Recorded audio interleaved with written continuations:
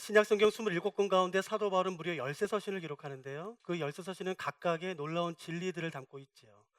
특별히 사도 바울은 어떤 서신이든지 간에 항상 다루고 있는 주제가 있는데 그건 바로 복음의 핵심과 예수 그리스도의 구원에 대한 것이에요. 그러니까 13서신이 모두 크게 작게 분량에 따라 약간 차이가 있겠지만 그 복음의 핵심과 예수 그리스도의 구원을 다루고 있습니다. 13서신 가운데 사도 바울이 구원의 핵심과 복음에 대해서 가장 비중 있게 다루는 성경을 골라라 그러면 로마서일 거예요. 근데 로마서뿐만 아니라 또 한 권이 있는데 그건 바로 에베소서입니다. 이 두 권이 예수 그리스도의 구원과 복음의 핵심을 정말 잘 다루고 있는데 사실은 이 두 권이 복음에 대해서 구원에 대해서 접근하는 방식이 좀 약간 다릅니다. 다시 말씀드리면 로마서는 인간의 처절한 죄, 처참한 죄에서부터 시작해요.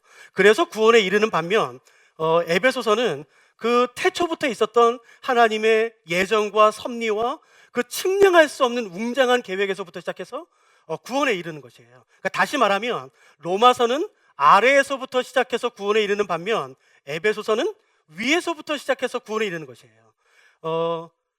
그렇기 때문에 이 구원과 복음을 온전히 이해하기 위해서는 어떤 한 권만 보는 것보다는 이 로마서와 에베소서 이 두 권을 같이 조화 있게 보고 이해하는 것이 사실은 굉장히 유익하다 할 수 있습니다. 오늘 우리 본문은 에베소서예요. 사실은 이 에베소서를 온전히 이해하기 위해서는 몇 가지 기본 지식이 필요한데 그 기본 지식은 바로 사도 바울이 어떤 상황에서 언제 어디에서 이 에베소서를 기록했는지를 먼저 살펴보는 것이에요. 사도행전에 의하면 사도 바울은 모두 1차, 2차, 3차 전등을 하게 됩니다. 사도행전 13장부터 사도 바울은 1차 전등을 시작하게 되는데 약 10년에 걸친 전도여행이에요. 약 10년 동안에 3번의 전등을 하게 되고 그 모든 전등을 마친 다음에 예루살렘 교회가 그 당시 핵심 교회였죠. 그리고 대부분의 사도들이 거기 모여 있었기 때문에 자기의 모든 사역을 보고하기 위해 3번의 전등을 마친 다음에 이제 드디어 예루살렘 교회를 방문하게 됩니다. 근데 그때 유대인들에 의해서 누명을 써요. 그 누명은 이방인을 성전에 데리고 들어왔다는 것이에요. 유대법에 의하면 이방인은 성전에 들어올 수가 없게 돼 있어요. 지계석에 있어서 거기를 넘으면 죽게 된다라는 편말이 있거든요. 그런데 사도 바울이 드로비모라는 이방인을 성전에 데리고 들어왔다는 거짓 누명을 유대인들이 씌웁니다. 그것으로 말미암아 사도 바울이 잡히게 되고 성경에는 정확히 나와 있지는 않지만 약 2, 3일 정도 예루살렘 감옥에 갇히게 됩니다. 근데 그때 사도 바울이 말하죠. 나는 로마 시민권자다 라고 말하자 백부장과 천부장이 깜짝 놀라요. 그래서 사도 바울을 예루살렘 감옥에서 가이사랴로 이송합니다. 왜냐하면 여러분 오늘날에도 예루살렘은 이스라엘 수도가 아니지 않습니까? 다른 곳이지 않습니까? 그러니까 사실 예수님 당시와 사도 바울 당시에 이스라엘의 예루살렘은 그냥 영적인 정신적인 수도였지만 본격적인 수도는 가이사랴라는 곳이에요. 왜냐하면은 로마에서 파견한 총독이 그 가이사랴라는 곳에서 이스라엘을 다스렸기 때문에 그렇습니다. 그래서 사도 바울이 예루살렘에서 이제 가이사랴로 이송돼서 그 가이사랴에 무려 2년 동안 머물면서 벨릭스와 베스도라는 총독에게 재판을 받게 됩니다. 무죄예요. 그러니까 사실은 거짓 누명을 씌운 것을 이제 그들이 밝혀내죠. 사실은 그 재판으로 말미암아 사도 바울은 이제 풀려나게 되는 상황에 놓이지만 사도 바울이 그것을 거절합니다. 나는 총독에게 재판받지 않겠습니다. 나는 로마 시민권자이기 때문에 나는 황제에게 재판을 받겠습니다라고 황제에게 상소를 하게 돼요. 그래서 벨릭스와 베스도가 바울을 풀어주려다가 이제 로마로 보내죠. 그래서 로마로 압송된 다음에 무려 로마에서 2년을 머물게 됩니다. 그 로마에 머물게 된 그 감옥의 투옥 생활 가운데 기록한 성경이 바로 에베소서예요. 그러니까 이 에베소서는 사도 바울이 언제 어디에서 어떤 상황 가운데 기록했는가를 정리해 본다면 무려 약 10년의 전도 여행을 마치고 잡혀요. 그래서 감옥에 무려 가이사랴에 2년, 로마에 2년, 4년을 갇히게 되죠. 그때 기록한 성경이에요. 여러분, 전도 여행을 여러분이 얼마나 하셨는지 모르겠지만 제가 17년 동안 몸담았던 예수전도단이라는 단체는 단기 선교, 전도 여행을 굉장히 중요하게 여겨요. 모든 학교를 마칠 때마다 저희가 합니다. 저는 1년에 2번씩 꼭 하죠. 저희는 10주를 기본으로 하는데 여러분 10주 동안 전도여행을 하고 오면요 진이 다 빠집니다. 아무것도 하고 싶지 않아요. 좋은 호텔에서 자는 건 아니지만 그래도 웬만한 호텔 또 길이 또 교통수단이 잘 돼 있음에도 불구하고 10주에 걸친 전도행을 하고 오면요, 어떤 것도 하고 싶지 않아요. 저는 매년마다 저희 교회 성도님들과 함께 이스라엘 올해도 갔었고 이제 내년에도 가거든요. 열흘밖에 되지 않아요. 근데 그 이스라엘 여행 한번 다녀오면요, 완전히 진이 다 빠져요. 쉬고 싶어요. 여러분, 사도 바울은 무려 10년입니다. 오늘날처럼 호텔, 숙소가 잘 돼 있지 않았었어요. 길도 잘 돼 있지 않습니다. 교통수단도 없어요. 대부분을 걸어야 되는 것이에요.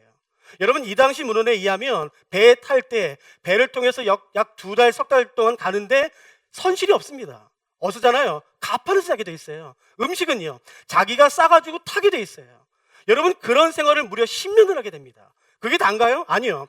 고린도후서 11장을 보시면 그 10년에 3번의 전도행 기간 동안에 어떤 일을 당했는지를 사도 바울이 말하는데 이렇게 말합니다. 내가 10년 동안 3번의 전도행을 하는 동안에 40에 한 번 감한매를 무려 5번이나 맞아요. 여러분, 그건 죽어요.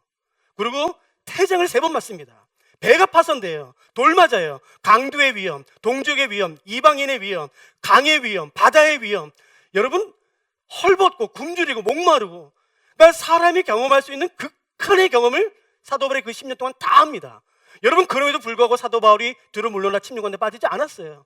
오직 복음을 위해, 예수 그리스도의 그 부르심을 위해 앞으로 나갔어요. 복음을 전했어요. 그 부르심에 순종했어요. 근데 그 대가가 뭔지 아세요? 투옥이에요. 거짓 누명. 만일 사도 바울이 어떤 잘못을 했기 때문에 투옥됐다면 누구를 원망합니까? 아니요. 사도 바울 잘못하지 않았어요. 거짓 누명이에요. 여러분, 그게 대가예요. 10년 동안 여러분 예수를 섬긴 그 대가가 투옥이에요. 거짓 누명, 수치스러운 누명. 여러분, 그때 사도 바울이 원망할 만하죠. 하나님을 향해서. 아니, 이게 뭡니까 이게? 내가 지금 뭐 기가 막힌 상급을 말했습니까? 편안한 잠자리 하나, 따뜻한 음식, 그것도 안 됩니까? 여러분, 그때 사도 바울은 하나님을 향해서 충분히 원망할 수 있어요. 좌절할 수 있어요. 이게 뭔가?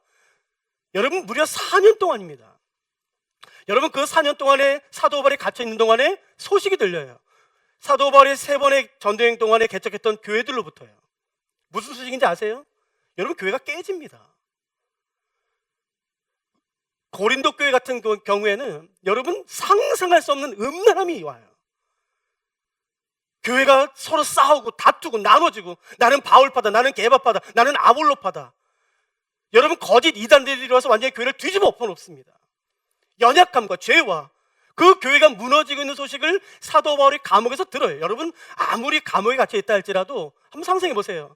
사도 바울 힘내세요. 당신이 그 10년 동안 애쓰고 수고해서 돌 맞으면서까지 복음 전해서 세웠던 그 교회가 잘 됩니다. 믿음이 든든해져요. 성도 수들이 늘어납니다. 오직 성도들이 복음에 헌신하고 있어요. 여러분, 그것 들으면 아마 힘이 날걸요? 근데 정반대입니다. 교회가 무너져요. 깨져요. 서로 싸워요.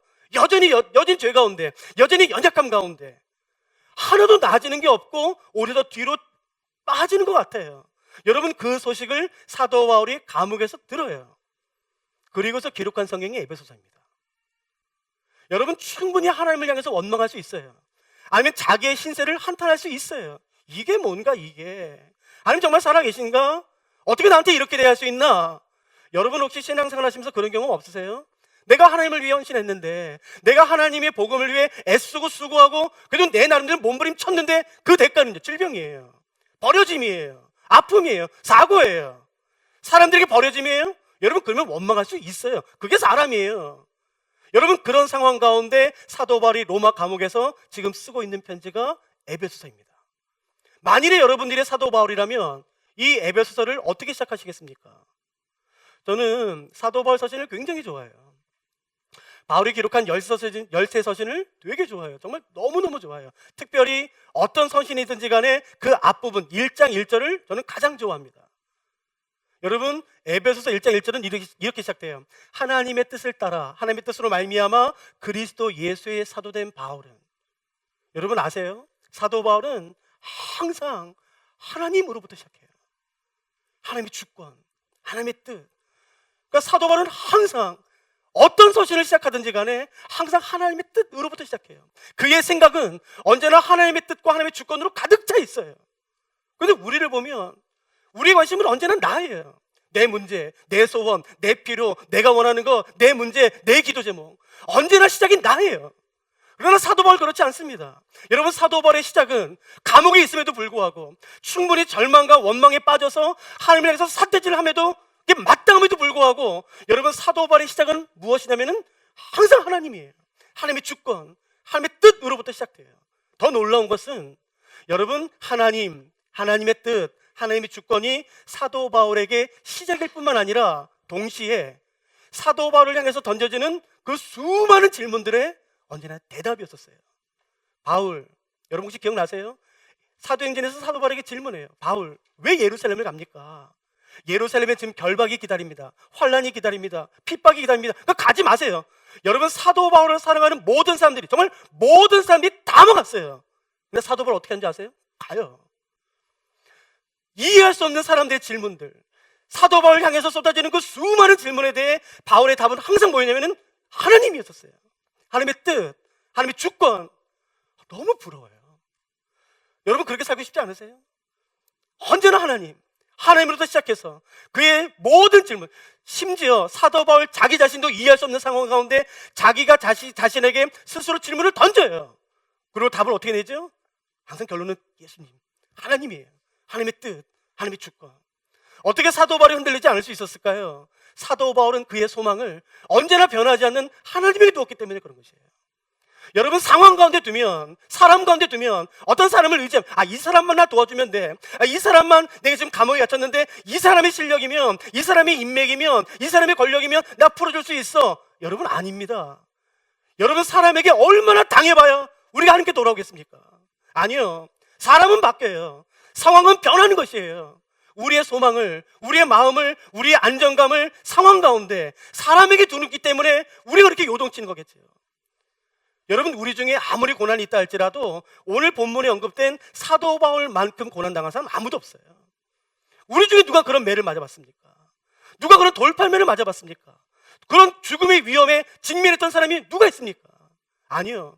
사도 바울만큼은 아니에요. 그러나 사도 바울은요, 흔들리지 않아요. 견고한 삶을 살 수 있어요. 그의 시작이, 그의 대답이, 그의 삶의 모든 이유가 언제나 하나님이기 때문에 그래요. 여러분, 사도 바울은 또 에베소서에서 놀라운 진리 하나를 말해요. 태초부터 계셨던 그 하나님의 모든 사람들을 향한 그 웅장하고 그 엄중한, 그 태초부터 있었던 하나님의 예정과 목적과 계획이 있다라고 이 에베소서에서 말합니다. 여러분, 그 하나님의 모든 사람을 향한, 시간과 공간을 초월한 모든 시대와 모든 사람과 모든 인종을 향한 하나님의 웅장하고 그 장엄한, 태초부터 있었던 그 영원한 예정과 계획과 목적을 말하는 것이에요. 놀라운 것은 그 하나님의 웅장하고 장엄한 계획이 예수 그리스도를 통해서 이미 성취되었다라고 사도 바울이 말해요. 그런데 여기 비밀이 있습니다. 예수 그리스도를 통해서 성취된 그 하나님의 웅장하고 장엄한 계획이 이 땅에서 이루어지는데, 하나님께서는 그 계획을 이 땅에서 이루실 때 하나님께서는 교회를 통해서 이루시겠다고 말하는 것이에요.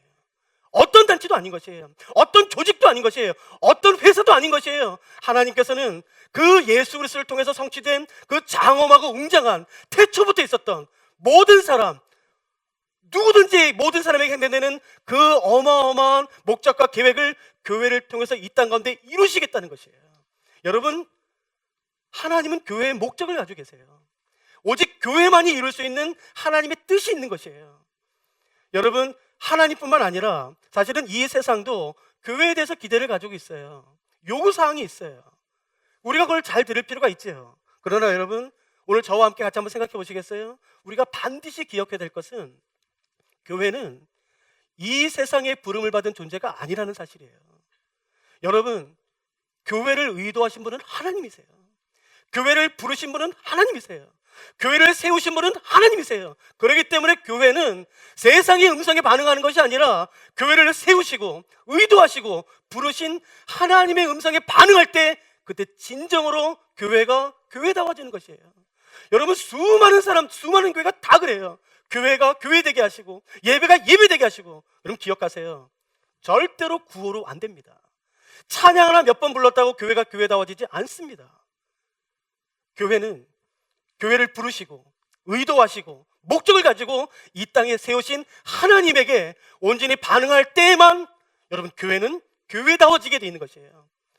그리고 성경은, 에베소서는 그 하나님께서 이 땅의 교회를 통해서 그의 뜻을 이루길 원하시기 위해 힘을 주셨다고 말해요. 그리고 그 힘을 발휘해서 교회는 이 세상을 변화시킬 수 있다라고 성경이 말합니다. 여러분, 그 두 가지 힘은 뭘까요? 질문이에요. 여러분, 하나님께서는 교회를 통해서 세상을 변화시키길 원하세요. 그래서 힘을 주셨어요. 그리고 에베소서는 그 두 가지 힘이 이거라고 말합니다. 첫째, 성령 안에서의 하나됨이에요. 둘째, 거룩함입니다. 여러분, 교회의 힘은 성도의 숫자에 있지 않아요. 여러분, 교회의 힘은 재정의 규모에 있지 않습니다. 한국 교회의 힘이 여러분 성도 수가 없기 때문입니까? 여러분, 한국에서 교회의 힘이 사라져가는 이유가 여러분 재정이 없기 때문인가요? 건물이 없기 때문인가요? 아니에요. 거룩함을 잃어버렸기 때문에 그런 것이에요. 여러분, 성령 안에서의 그 하나됨이 깨어졌기 때문에 그런 것이에요. 교회가 다시 성령 안에서의 하나됨을 회복하기 시작할 때에 여러분, 교회가 다시 그 거룩함, 여러분 그 순전함과 그 하나님의 거룩함을 회복할 때 여러분, 교회는 이 세상에 변화시키는 힘을 작동하기 시작하는 것이에요. 여러분, 교회가 만일에 그 자랑할 것이 숫자밖에 없다면, 재정밖에 없다면 얼마나 창피한 일입니까? 아니요. 만일에 숫자로 이 세상을 변화시키는 것이 하나님의 뜻이었다면 하나님은 굳이 교회가 필요 없으실걸요? 여러분, 만일 하나님께서 재정을 통해서 이제 이 땅을 변화시키길 원하시는 그 뜻을 가지고 계시다면 교회가 왜 필요하겠습니까? 돈을 가지고 있는 단체가 조직이 얼마나 많은데. 아니에요. 하나님께서 교회를 통해서 이 땅을 변화시키려고 하는 그 힘은 성령 안에서의 거룩함, 그리고 성령 안에서 하나됨, 그리고 거룩함에서 나오는 것이에요. 여러분, 마태복음부터 요한계시록까지 그 27권 사이에 성공이라는 단어는 단 한 번도 안 나옵니다. 하나님은 교회를 성공하도록 부르지 않으셨어요. 그러나 거룩하도록 부르셨습니다. 신실하도록 부르셨어요. 그러니까 사랑하는 성도 여러분, 부름받지 않은 것을 위해서 애쓰지 마세요. 성공하려고 애쓰지 마세요. 그게 부르심이 아니에요. 다 실패한 것인가요? 아니요. 그걸 목적으로 삼지 말라는 말입니다. 여러분, 하나님이 여러분에게 성공을 주신 분이 계신가요? 이 사회에서요? 정말 감사하죠. 여러분, 성공하세요. 그러나 반드시 기억하세요. 그걸 목적으로 두는 순간 망합니다. 그건 도구예요. 목적은 뭔가요? 거룩함이에요. 하나님이 나에게 성공을 주셨다면, 유명하게 하셨다면 여러분, 그 성공을 도구 삼아 하나님의 거룩함을 이루면 되는 것이에요. 하나님이 여러분 실패하게 하셨습니까? 감사합니다. 여러분, 좌절할 필요 없어요. 그거 잠깐이에요. 그 실패를 통해 도구 삼아 하나님의 거룩함을 이루시면 되는 것이에요. 여러분, 사단이 가장 잘하는 게 도취시키는 겁니다. 주어와 목적어, 하나님과 나의 자리를 도취시키는 것, 바꾸는 것을 사단이 가장 잘해요.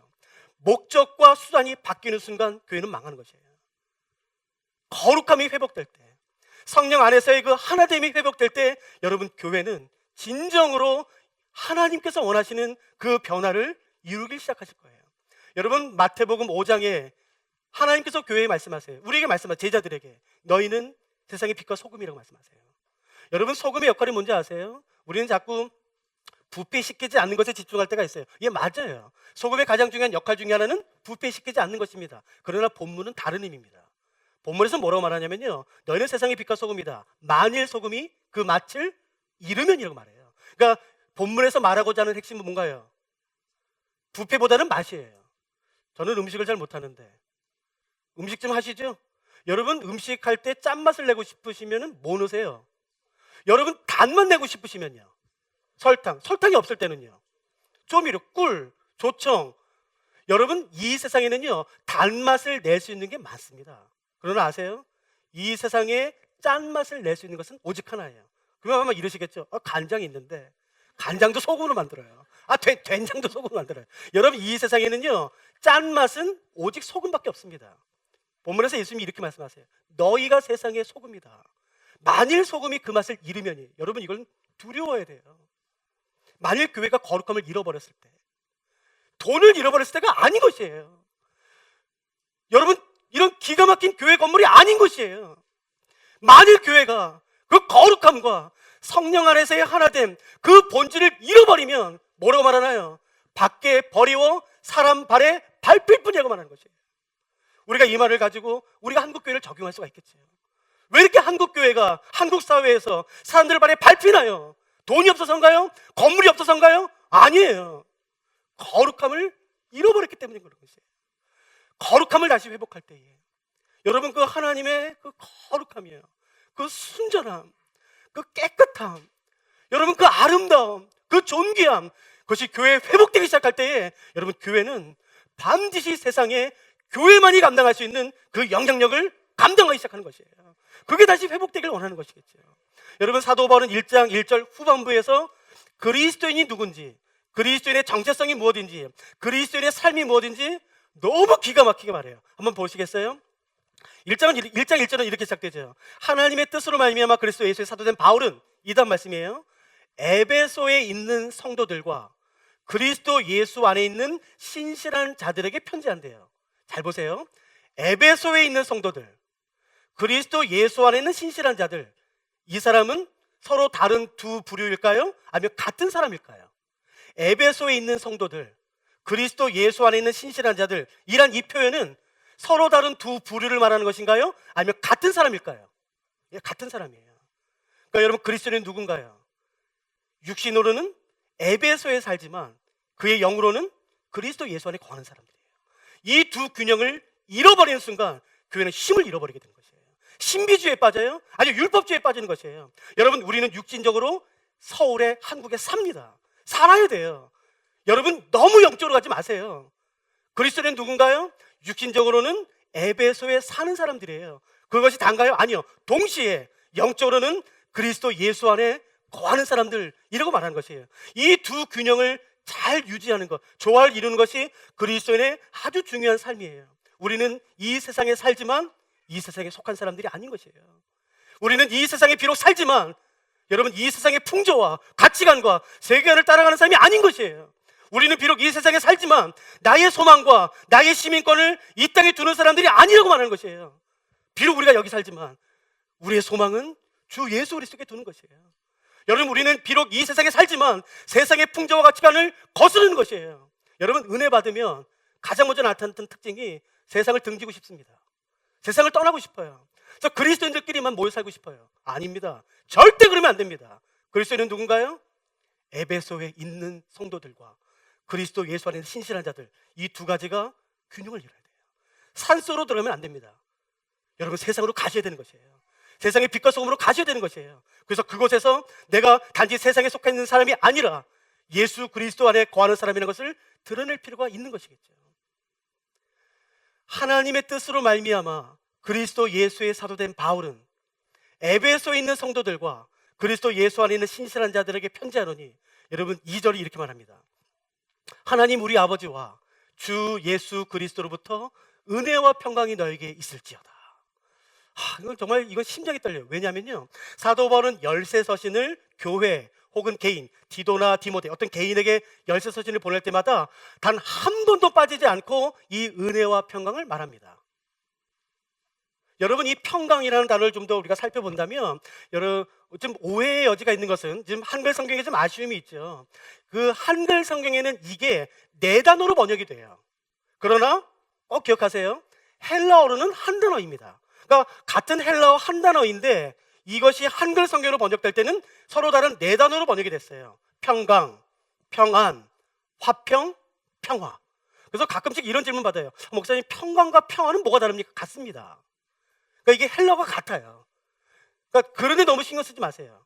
그러니까 좀 아쉽죠. 같이 번역하면 좀 더 우리가 성도님이 이해하기 쉬울 텐데. 아무튼 이 평강, 평안, 화평, 평화, 이 서로 다른 한글 네 단어로 번역된 헬라어는 한 단어인데 그것은 바로 에이레네라는 단어예요. 성경에는 이 단어가 곧잘 쓰입니다. 근데 재밌는 사실이 뭔지 아세요? 사도 바울 당시, 예수님 당시 많은 사람들이 평화라는 단어를 썼어요. 실제 생활에, 또 글에, 시에, 소설에 많은 문헌들을 보면은 실제 로마 제국 사람들은 이 평화라는 단어를 좋아했고 이 단어를 많이 썼습니다. 그런데 흥미로운 사실은 이 에이레네라는 단어가 거의 나오지 않습니다. 거의가 아니라 전혀 안 씁니다. 사람들이 이 당시 로마 제국 안에서 사람들이 평화를 말할 때 가장 많이 썼던 단어는 에이레네가 아니라 우리가 알고 있는 한 단어가 있어요. 그게 바로 팍스입니다. 팍스. 여러분 혹시 이런 단어 들어보셨어요? 팍스 로마나. 로마의 평화란 뜻이에요. 그러니까 팍스, P-A-X. 여러분 이 단어를 사실은 예수님 당시나 사도 바울 당시나 사람들이 더 일반적으로 썼어요. 평화, 평화, 평화, 평화, 평강, 평화. 그때 썼던 단어는 이 에이레네가 아니라 팍스입니다. 그러나 한글로 뜻이 같아요. 평강, 평화. 그러나 이 팍스와 에이레네는 뜻이 완전히 다릅니다. 제가 한번 설명해 드릴까요? 이 팍스라는 단어는 반드시 조건이 맞아야지만 이 단어를 쓸 수 있어요. 특별히 4가지 조건입니다. 정치적으로 안정이 돼야 이 단어를 쓸 수 있어요. 두 번째, 정치적으로 안정될 뿐만 아니라 경제적으로 부흥이 된, 경제적으로 안정이 되어야지만 이 단어를 씁니다. 세 번째, 전쟁이 없어야 돼요. 네 번째, 로마는 어떤 한 민족, 한 인종으로 구성된 나라가 아니라 여러 인종과 문화가 이렇게 연합돼서 된 제국이지 않습니까? 그렇기 때문에 로마 제국 안에서 각각의 민족끼리, 각각의 인종끼리 갈등과 싸움이 없어야지만 이 단어를 써요. 즉, 팍스라는 단어는 4가지 조건이 맞아야지만 쓰는 건데, 정치, 경제, 전쟁, 그리고 인종 간의 갈등, 이 4가지 조건이 완전히 맞아야지만 이 단어를 쓸 수 있어요. 그렇기 때문에 로마의 긴 역사 가운데 팍스 로마나, 로마의 평화시대라고 쓸 수 있는 시대는 극히 일부분인 겁니다. 정치적으로 안정이 되어 있고 전쟁도 없어요. 민족 간의 갈등도 없어요. 근데 경제가 안 좋아요. 그럼 이 단어를 못 씁니다. 경제도 좋아요. 갈등도 없어요. 여러분 정치도 안정됐어요. 근데 지금 전쟁 중이에요. 그럼 전쟁을 이 단어를 쓸 수가 없는 것이에요. 그렇기 때문에 이 팍스라는 단어는 내 손에 주어지는 것이에요. 그래서 언제든지 상황이 바뀌면 4가지 조건 가운데 3가지가 있고 1가지만 없다 할지라도 이 팍스는 언제든지 빼앗기는 것이에요. 사람들이 말하는 평화는 이 팍스예요. 그러나 오늘 본문에서 사도 바울이 말하는 평안, 평강, 화평은 팍스가 아닙니다. 에이레네라는 단어예요. 이 에이레네의 히브리어를 우리가 잘 압니다. 그게 바로 샬롬이에요. 여러분 샬롬은 내 손에 주어지는 것이 아니라, 잘 들으세요, 내 안에 부어지는 것이에요. 내 내적으로 주어지는 것이에요. 내 영혼에 주어지는 것이에요. 그렇기 때문에 내 주변 상황이 어떠하든지 간에 어떤 영향도 받지 않는 것이 샬롬이에요. 전쟁 중에 팍스는 절대 누릴 수 없습니다. 돈이 없어요. 계좌인데 돈이 없어요. 여러분 정치로 불안해요? 그러면 절대로 누릴 수 없는 것이 팍스예요. 그러나 샬롬은요, 어떤 상황 가운데 있다 할지라도, 심지어 내가 사자 이빨 앞에 있다 할지라도, 감옥에 있다 할지라도, 경제적으로 어렵다 할지라도 절대로 빼앗기지 않고 누릴 수 있는 것이 샬롬이에요. 여러분 사도 바울은 이걸 알았어요. 경험했어요. 그렇기 때문에 10년의 그 긴 전도여행, 극심한 피로감, 여전히 돌 맞아서 제대로 치료받지 못하는 그 상처, 아픔, 감옥, 수많은 소문들, 자기의 믿음을 흔들리게 할 만한 수많은 공격 가운데서도 흔들리지 않고 견고하게 살 수 있었던 가장 중요한 이유는 이 샬롬 때문인 것이에요. 누가 오늘 이 샬롬을 좀 갖고 싶으세요? 전쟁 중에도, 가난한 중에도, 수많은 사람들의 그 비아냥과 조롱과 그 급변하는 상황 가운데도 흔들리지 않는 그 샬롬이에요. 여러분 팍스는 빼앗기는 것이에요. 여러분 샬롬이 있는 사람은 사람들에게 이런 질문 받습니다. 너는 어떻게 이런 상황 가운데 평안할 수 있냐? 너는 어떻게 이런 상황 가운데서 감사할 수 있고 웃을 수 있냐? 그때 답이 뭔 줄 아세요? 답은 하나, 이겁니다. 몰라. 그게 답이에요. 여러분 진짜 몰라요. 여러분 정말 이유를 모르겠어요. 맞아요. 마땅히 저주해야 돼요. 마땅히 원망해야 돼요. 마땅히 불평해야 돼요. 그런데 아니요, 흔들리지 않아요. 이유를 모르겠어요. 제가 믿어요. 오늘 우리 그 안에 진리교회에 계신 성도 가운데 분명히 샬롬을 소유하신 분이 계실 겁니다. 여러분 흔들리지 않는 것이에요. 그 샬롬을 소유한 사람들. 근데 참 안타까운 것은 우리는 팍스를 원해요. 내 기도 제목이 이루어짐으로 말미암아 누려지는 평안함, 내 계좌에 어느 정도 통장에 돈이 채워졌을 때 누려지는 평안함. 여러분 그건 팍스입니다. 제가 한 구절 읽을 테니까 한번 들어보시겠어요? 요한복음 말씀인데 예수님께서 이렇게 친히 말씀하셨어요. 한번 들어보세요. 평안을 너희에게 끼치노니. 여기 이것도 팍스가 아닙니다. 성경에는 팍스라 쓰인 적이 없어요. 다 에이레네, 샬롬이에요. 평안을 너희에게 끼치노니 곧 나의 평안을 너희에게 주노라. 이 다음 보세요. 내가 너희에게 주는 것은 세상이 주는 것과 같지 아니하리라. 그러면 여기서 예수님 말씀하시는 세상이 주는 것은 뭘 의미하나요? 예, 팍스예요. 그러니까 예수님 말씀하세요. 나는 너에게 팍스 같은 거 주고 싶지 않다. 팍스 따위 주려고 내가 온 것이 아니다라고 말하는 것이에요. 예수님이 주려고 하는 것은 샬롬이에요. 필요하신 분 안 계세요? 저는 너무 필요하던데. 전 그게 정말 너무 필요하던데. 어떤 상황 가운데도 흔들리지 않는 그 평온함과 그 기쁨과 희락과 그 잔잔한 그 기쁨들. 여러분, 그것은요, 세상에서 줄 수 없는 것이에요. 세상에서 맛볼 수도 없고 흉내 낼 수도 없는 것이에요. 누가복음 17장에 예수님께서 어떤 마을을 가세요. 그리고 그 마을에서 나병이 걸린 10명을 만나십니다. 여러분, 그 10명의 나병 환자가 예수님에게 달려와요. 근데 참 재밌는 것은 뭐냐면요, 멀리 서서라고 말해요. 여러분 한번 보세요. 예수님에게는 병을 치유하는 능력이 있다는 것을 이미 다 소문으로 들어 알고 있어요. 그러면 병 걸린 나병 환자들은 빨리 달려가야죠. 근데 누가복음 17장을 보시면 그 나병 환자들 10명이요, 예수님 본 걸 아는데 못 달려가요. 멀리 서서라고 돼 있어요. 왠 줄 아세요? 레위기 13장에 보시면 나병 환자, 나병 걸린 문둥병자들은요, 절대로 마을에 들어와서 살 수가 없습니다. 마을에 들어와서 사는 순간 돌 맞아 죽습니다. 그렇기 때문에 정상인 사람이 지나가면 나병 환자들은 반드시 어떻게 하냐면 옷을 찢습니다. 그리고 머리를 풀어 헤쳐야만 돼요. 그래서 집중해야 됩니다. 그리고 윗입술을 가리고 이렇게 외칩니다. 부정하다, 부정하다. 그러니까 저는 부정한 사람입니다. 빨리 떠나십시오. 저는 부정합니다. 저를 만나면 당신도 부정합니다. 빨리 떠나십시오. 라는 의무가 있었어요. 레위기 13장이에요. 그렇기 때문에 나병 환자들이 예수님에 가까이 갔지 못했던 이유는 지금 예수님 주변에 사람들이 많아요. 건강한 사람들이. 그 무리의 나병 환자가 가는 순간 돌 맞아 죽습니다. 그래서 알아요. 그래서 멀리 서서라고 말합니다. 근데 그 다음 단어가 너무 재밌어요. 소리를 높여라. 맞아요. 예수님이 가까이 계시면 그렇게 할 필요 없겠지만 멀리 있어요. 근데 그 나병 환자가 어떻게 하냐면 멀리 서서 소리를 높였다라고 말해요. 혹시 나병 환자 보신 적 있으세요? 없으시죠? 저는 제 동네에 제가 어렸을 때 6살, 7살 때 저희 동네에 나병 환자가 있었어요. 그리고 저는 그때 참 겁이 많았고 비겁했기 때문에 제가 가서 그렇게 어떻게 하지 못했어요. 전 너무 겁이 많았었어요. 제가 직접 봤어요. 여러분, 나병은요, 살이 썩습니다. 그리고 흘러내려요. 코가 흘러내리고 이 마디가 떨어져 나가던데요. 처참합니다. 저는 그래서 제가 전라도 한번 강의 갔을 때 소록들 일부러 방문했었어요. 지금 이제 투약 때문에 어느 정도 이제 회복이 되고 뭐 하지만 여러분, 예수님 당시 때는요, 어떤 치료약도 없었고 어떤 방법도 없었어요. 한번 나병에 걸리면 여러분, 코가 떨어져 나가고 눈알이 빠지고 모든 관절이 빠지고 여러분, 살이 썩고 고름이 나고, 그러니까 처참한 게 나병이에요.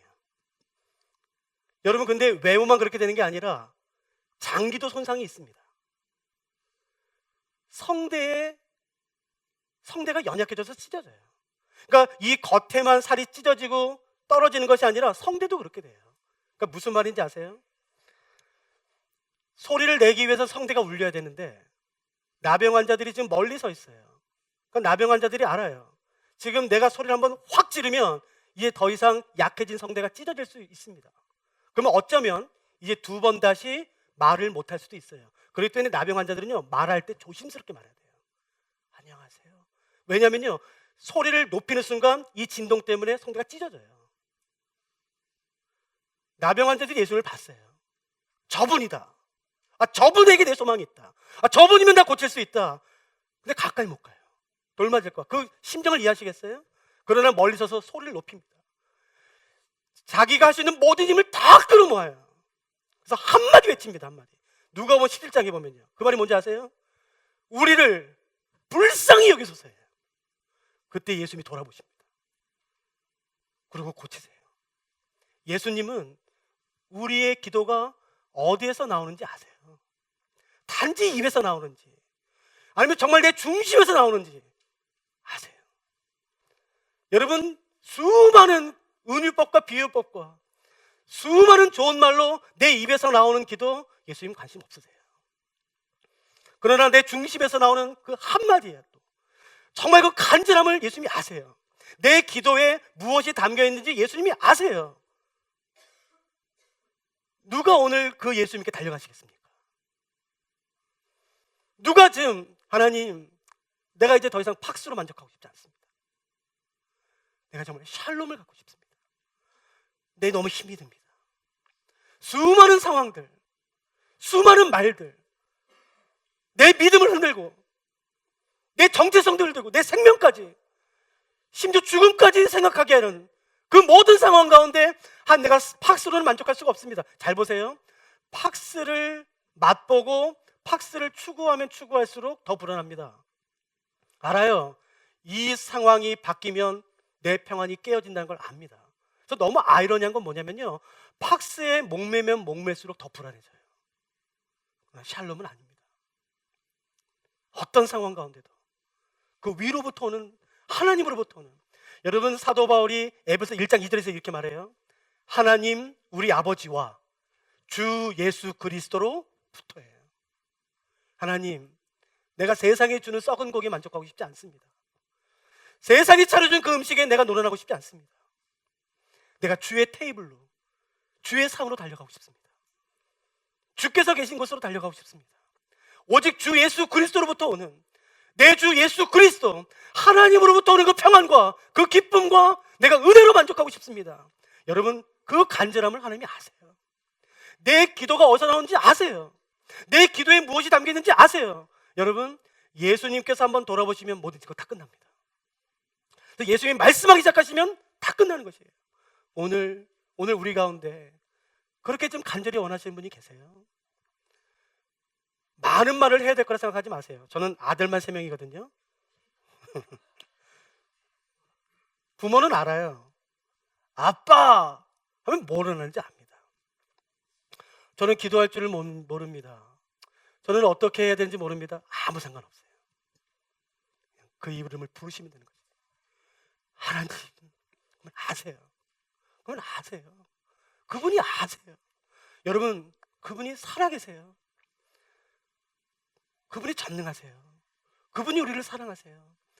우리를 사랑해서 자기 자신을 버리신 분이세요. 뭘 못 주시겠습니까? 주저하지 마세요. 여러분, 목사에게 나오지 마시고 예수님에게 가세요. 예수님. 그 예수님이 우리의 유일한 소망이세요. 여러분, 우리가 예수님을 따르는 이유가 뭔지 아세요? 그분이 위대해서가 아닙니다. 그분이 유일한 하나님이시기 때문에 그래요. 유일한 소망, 유일한 길, 유일한 생명, 유일한 내 소망이기 때문에 우리가 그분을 따르는 것이에요. 맞아요. 그분은 전능해요. 그분은 전지해요. 그분은 위대해요. 그러나 우리가 그분을 따르는 유일한 이유는 그분은 유일한 내 구주, 유일한 생명, 유일한 소망이기 때문에 그런 것이에요. 그분에게 소망을 두시는 분은 이사야서에 말씀하신 것처럼 절대 부끄럼 당하지 않으실 겁니다. 기도하겠습니다.